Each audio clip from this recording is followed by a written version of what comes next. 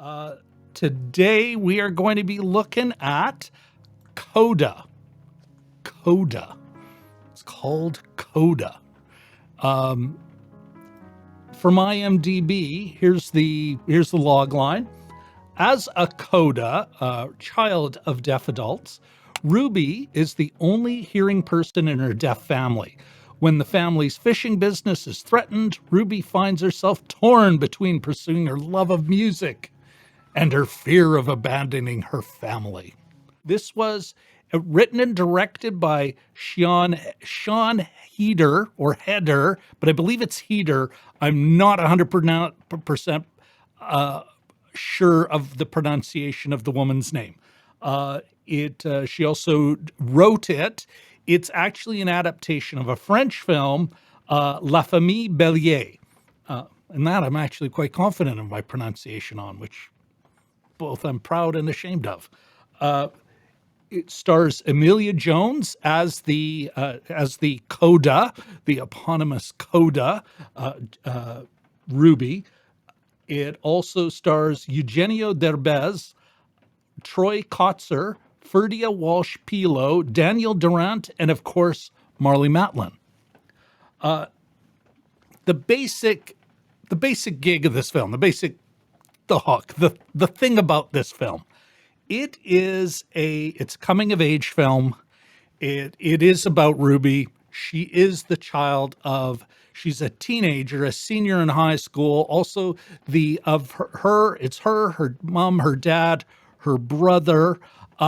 She is the only hearing person in the family. So not only is she kind of depended on for labor on the family fishing boat, this is set in coastal Massachusetts, but also as the sort of be-all interpreter for the family, especially in business dealings with the middlemen, the buyers at the one and only fish market in town. Of course, she is also a high school senior, with all that entails, crushes on boys, bullies, that kind of nonsense.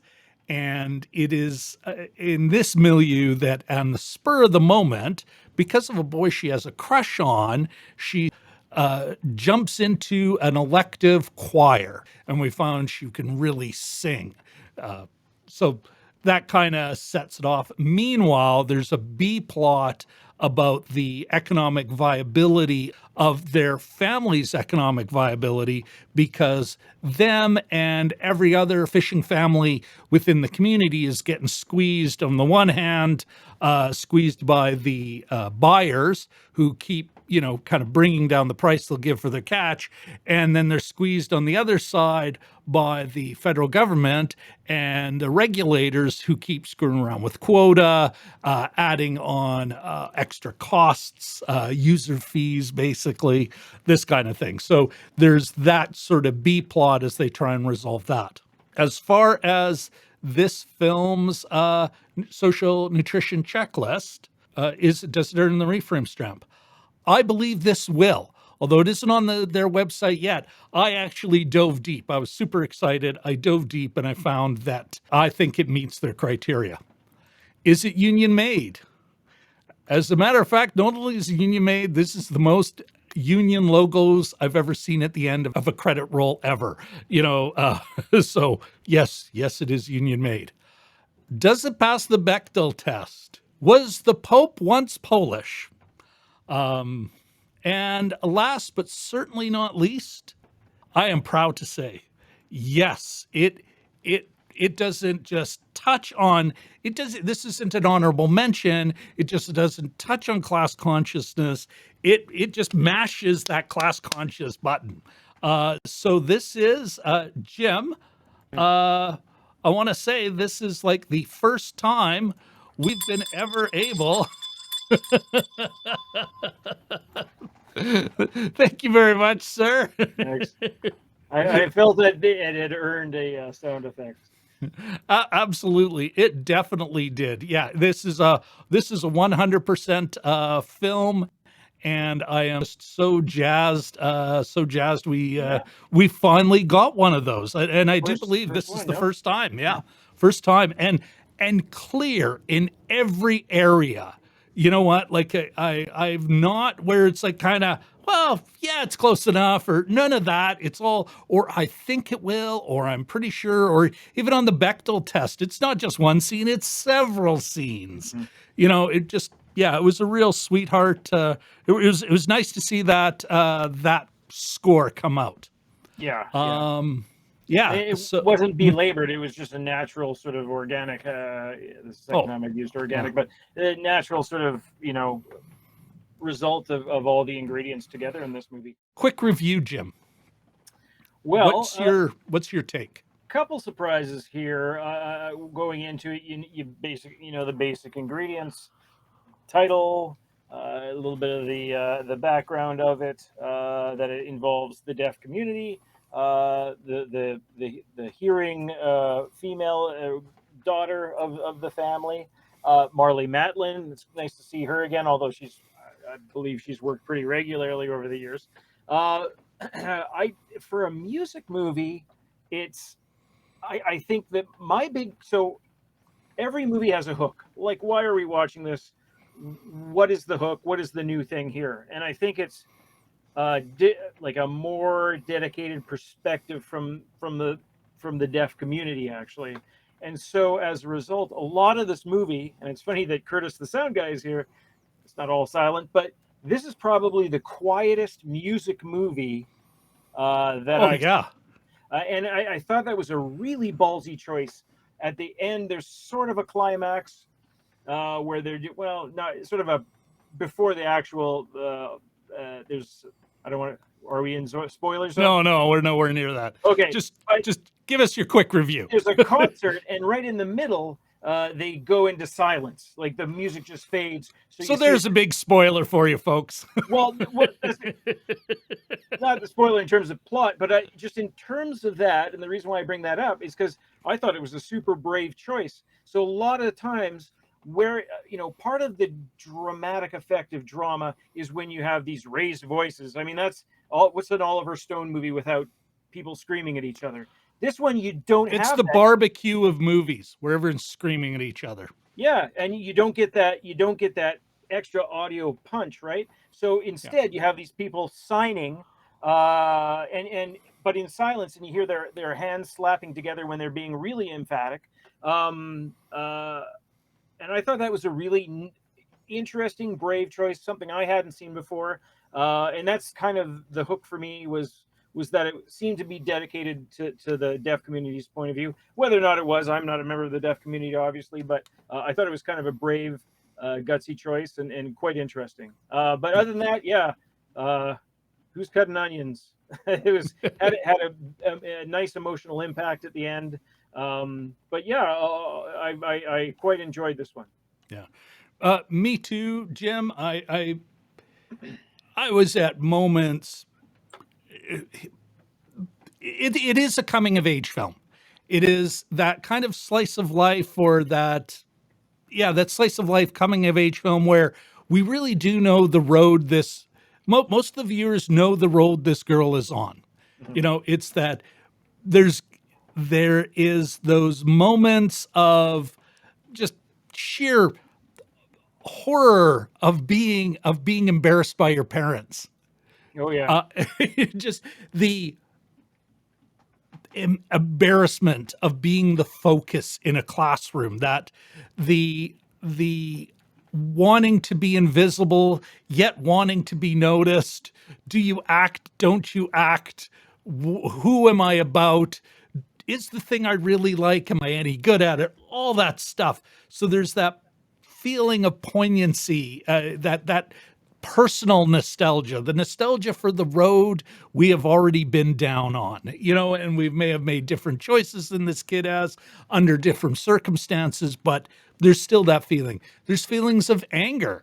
You get upset when she or her family's getting upset. You laugh at the right times because some of it's just funny.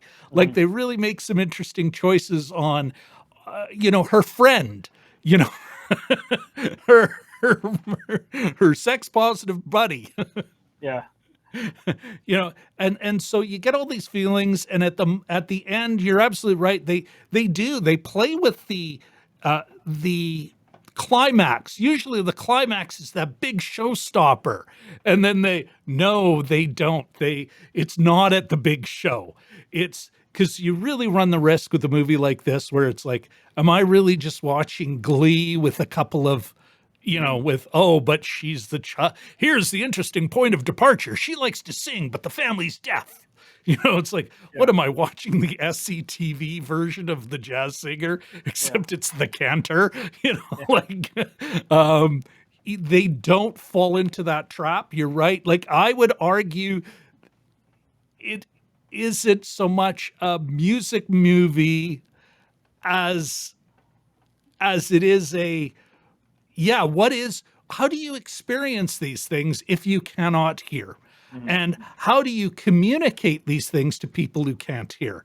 And vice versa. What am I missing because I am not viewing the world the same way as a deaf person is? Is there something I'm missing? I think it's all of that. At the end, I got misty, I got Oh choked yeah. up. It ends on a beautiful note. It all feels earned. Yeah, it just a beautiful sweetheart little flick. And I'm going to say this now, although I'll get in more details later. I'm going to say this now. One more reason I can hate on Nomadland, because Yeah. here is a film with nobodies in it. Like, I mean, and Marlee Matlin is the only name.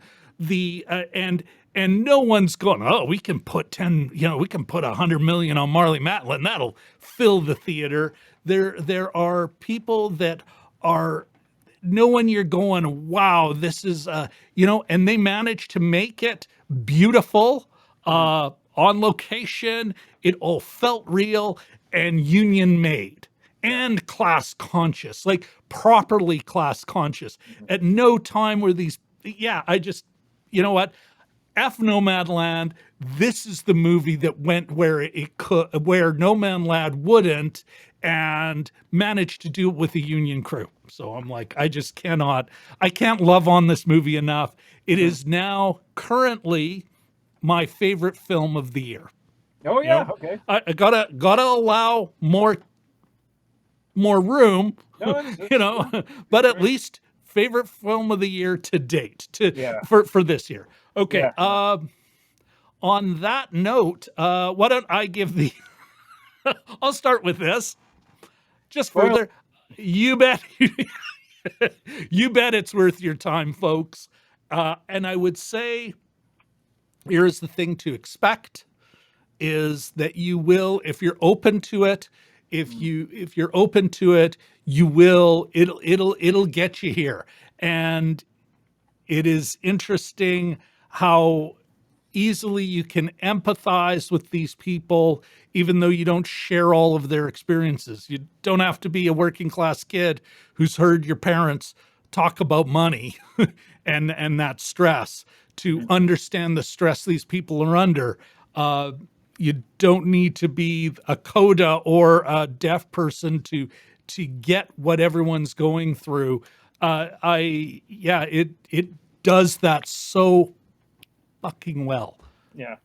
Damn, it's worth your time. And You, even you, Jim? yeah, well, yeah, absolutely. And even sort of walking the walk when she comes into school. I mean, I remember the shame of not having had a shower that morning, just the little things when you're a teenager and her Mm. working on a boat. I don't know if you've ever worked with fish before. Well, no, but I've worked in a chicken plant. Yeah, yeah. Same idea. And you're Disgusting. you're quite different than the mean girls at the other end of the cafeteria. You know, there would be a difference, and and Oh, and, and yeah, I got that. Like she was dressed a little different.